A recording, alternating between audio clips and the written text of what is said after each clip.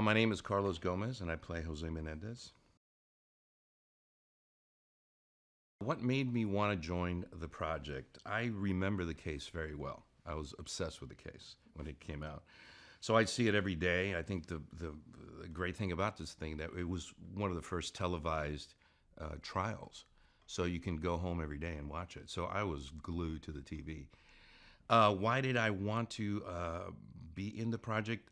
Because of the subject matter, and the fact that Law and Order, that Dick Wolf was involved in it. Law and Order is such a staple when it comes to crime dramas that, and the fact that Edie Falco was involved in it too. I just thought I definitely want to be a part of this. Jose Menendez was an immigrant who came to the United States at 16 from Cuba. Um, Washed dishes to go through school. He got an education, became an accountant, then got into business school, married his wife, Kitty Menendez, at the time. Was very, very well educated and a very hard worker. Worked for companies like RCA, worked for Carolco Films, and he was a very, very successful businessman. Once I got the job and I started finding out who this man was, I was just amazed of what he had accomplished.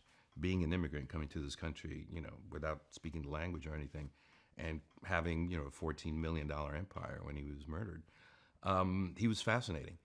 But then again, the other side of him being accused of, sexual abuse, it was so crazy. I just thought, like, how can this person who has so much going on would be accused of something like this? So as an actor, that was very challenging for me. Definitely, things are not always what they seem. Behind closed doors, there was another world, I think, that these people didn't really share with anybody. There was very closed. The kids were very kind of not having a lot of friends. I think they lived two completely different lives.